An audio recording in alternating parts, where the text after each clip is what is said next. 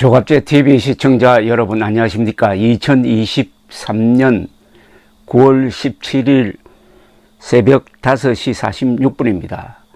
오늘은 정말 가슴 벅찬 날입니다. 35년 전 서울올림픽 개막식이 열렸던 날입니다. 평생 가장 감동적인 날을 꼽으라면 저는 그날을 꼽습니다. 1988년 9월 17일 전날에 비가 많이 내렸지만 그날은 청명하게 개였습니다. 잠실 올림픽 스테디움에서 벌어진 개막식은 역대 올림픽 중 최고라고 합니다. 어마어마한 세계적 시청률을 기록했습니다. 울려 퍼졌던 노래 Hand in Hand, 손에 손잡고가 지금도 귀에 쟁쟁하게 남아 있습니다. 오늘 35주년이 되는 날인데 아마도 언론에서 이를 무시하지 않을까 하는 생각이 듭니다. 서울올림픽이 왜 세계를 바꿨느냐 하는 것도 우리 국민 모두가 알아야 되는데 설명해 주는 사람이 별로 없습니다. 그래서 서울올림픽 준비 과정과 그날 그리고 경기하는 동안 저는 많이 구경했습니다.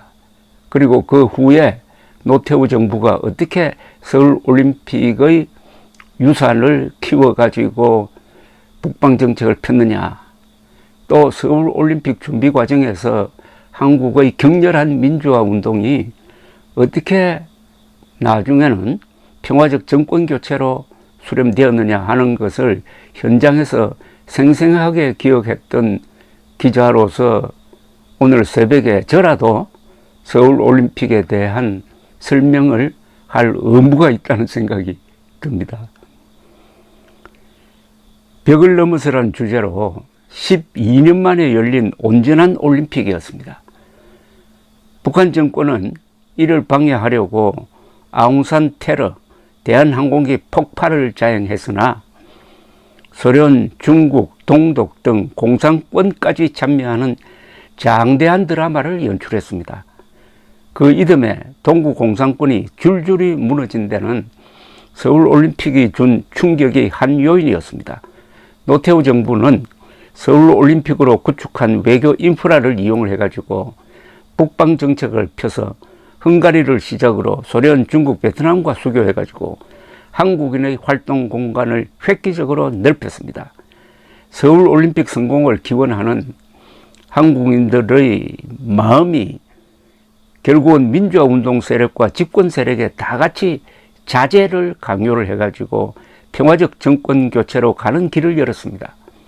서울올림픽 노래 손에 손잡고 코리아나가 불렀습니다. 그리고 잘 알려져 있지 않는, 한국에서는 잘 알려져 있지 않은 또 다른 서울올림픽 노래 One Moment in Time, 휘트니 휴스턴이 부른 이 두 노래도 역대 올림픽 노래 중에서 1등, 3등으로 꼽힙니다.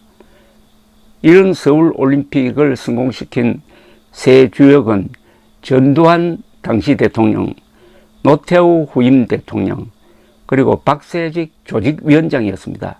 이 세 사람을 우리가 기억해야 됩니다. 전두환, 노태우, 박세직.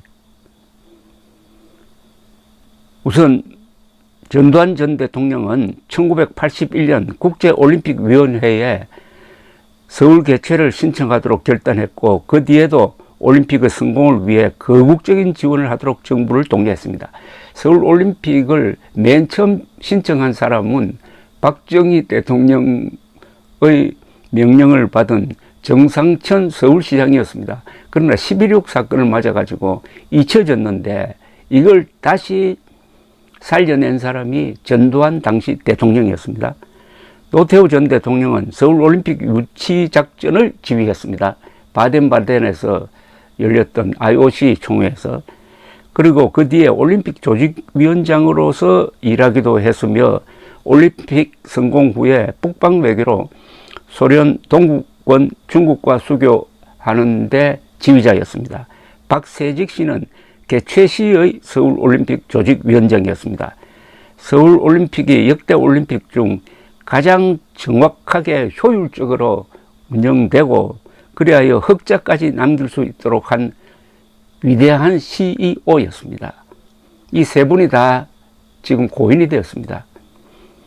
특히 전두환 대통령은 1985년에서 87년 사이 민주화의 격동기에 평화적 정권 교체와 서울올림픽 개최라는 2대 국정 목표를 성공시키기 위해 뚝심 있게 밀고 나간 분입니다. 그가 노태우 당시 민정당 대표와 함께 6.29 선언을 통해서 직선제 개헌을 수용한 이유 중에 하나도 서울올림픽을 기필코 성공시켜야 한다는 계산이 있었습니다. 체육관 선거로 뽑힌 대통령으로는 서울올림픽을 축복 속에서 진행할 수 없다고 판단한 거죠. 전두환 노태우 정부는 국내의 민주화와 북한의 도전이라는 협공을 견디어내면서 민주화와 서울올림픽 성공이란 두 마리 토끼를 잡은 사람입니다. 그리고 동구 공산권 붕괴에도 큰 역할을 했으니까 전두환, 노태우 두 대통령을 우리가 꼭 기억해야 합니다. 그런데 전두환 대통령이 돌아가셨을 때 당시 대통령 문재인은 조화도 안 보내고 문상도 안 했습니다.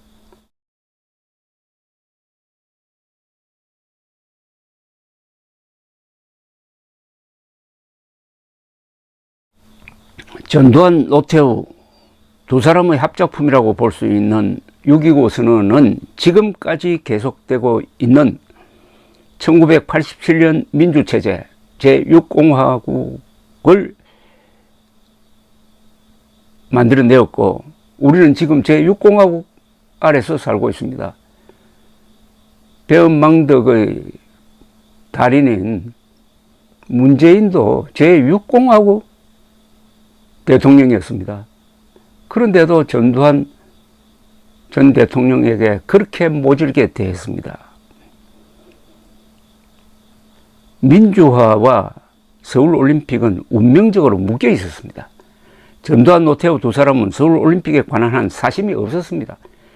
국민들도 정파적 이해관계를 초월하여 서울올림픽을 성공시키려고 했습니다. 한국인이 가장 순수했을 때가 바로 그 시절이었습니다. 서울올림픽을 성공시켜야 한다는 집념이 집권층의 군대 동원을 말렸고 시위대의 과격화에도 제동을 걸었습니다. 전두환 전 대통령은 그러나 서울올림픽 개막식에 참석하지 않았습니다. 당시에 50 비리를 규탄하는 그런 언론과 여론의 압박을 견디지 못한 것이죠. 참 비극적인 장면이었습니다. 50 시절 대통령 통치사료 담당을 했던 김성익 비서관이 기록한 전두환 당시 대통령의 의록을 찾아보았더니 이때의 고민이 나오는 장면을 하나 찾아서 여러분에게 소개해 드리겠습니다. 1986년 3월 17일 저녁 6시부터 8시 45분까지 전두환 대통령은 청와대에서 기독교 지도자들을 만찬에 초대했는데 아주 예언적인 이야기를 합니다. 전두환 대통령이 한 이야기를 제가 소개해 드리겠습니다. 우리가 올림픽을 하면 자동적으로 16일간 텔레비전을 돌려서 전 세계 40억 인구가 보게 됩니다. 그 선전비를 돈으로 따지면 얼마가 되겠어요? 그게 바로 우리 국력이고 경제력이고 우리 제품에 대한 보장이 됩니다. 그렇게 밀고 가면 북한이 어떻게 되겠습니까?